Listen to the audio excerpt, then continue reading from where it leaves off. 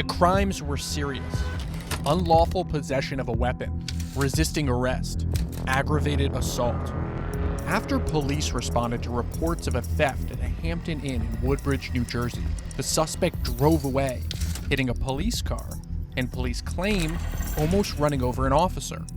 Using cutting-edge facial recognition technology, police quickly arrested Niger Parks, a 31-year-old Patterson resident. The only problem? Niger Parks was innocent. How many years are you facing? The last time I went to court, they gave me an 8 with an 85 offer, which is like 6 years. 6 years for a crime you didn't commit? Yes. At the same time the crimes were being committed at the Hampton Inn in January 2019, Parks was 30 miles away in a Western Union, sending money to his fiancée.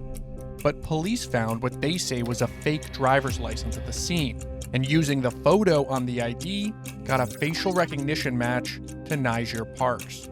With seemingly no other evidence, a judge signed a warrant for Parks' arrest. The thing that is so notable about this case isn't that the facial recognition got it wrong. It's that we found out. Parks has now become the face of an issue researchers and privacy advocates have been warning about for years: facial recognition in the hands of law enforcement. When we talk about the number of facial recognition scans unfolding in the United States every day, we don't even know the full number. You can have people who are being sent to jail wrongly who never know that facial recognition played a role in their arrest. A 2019 federal report found widespread evidence of racial bias in nearly 200 facial recognition algorithms that were far more likely to misidentify people of color than they were white people. What is the effect of the data that you're putting into an AI to train it? The training data, pretty much the images that you use to teach the model, end up affecting how the model will perceive a new image that it's never seen before. Raji is a researcher who analyzes racial disparities in facial recognition software. If you keep showing a model a very specific type of face, it will distinguish different faces using very specific features. So it ends up maybe focusing on attributes of a face that don't really distinguish faces of a different culture or of a different skin type. In the case of some of the products that we tested, which struggled with performing well on darker skin types. So you're facing years in jail for a crime you know you didn't commit. Yes. And you look at the evidence against you, what do you think? It wasn't any evidence. It was just a picture a computer said we look alike. What do you think when you see that picture? He looks nothing like him. Looks nothing like him. Which goes back to people think, have a saying, all black people look the same. That's the first thing came to my mind. The worst part for me was when we went to court.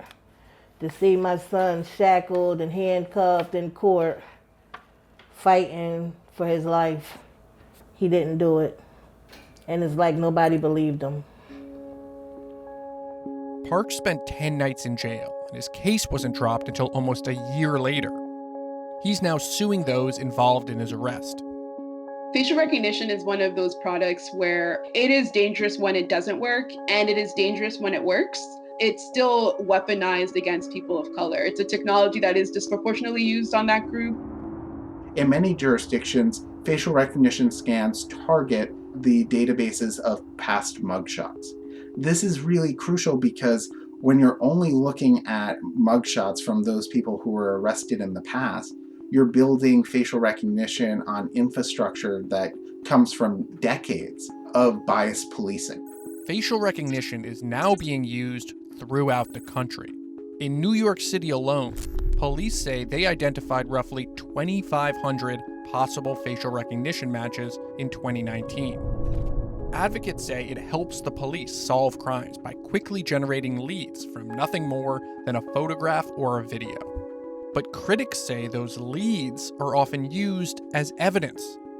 And that's exactly what happened to Niger Parks. How does it feel knowing that a prosecutor and a judge signed off on your arrest warrant based on according to them, just a facial recognition match? Ridiculous. It's just like, where are you doing your job at? You didn't ask any more questions? We wanted to ask if the same people who signed off on Niger Park's arrest are still using facial recognition as evidence in criminal cases. We tried to contact Woodbridge Police Director Robert Hubner, Prosecutor Christopher Kubaret, and Judge David Stahl. None of them responded to our requests.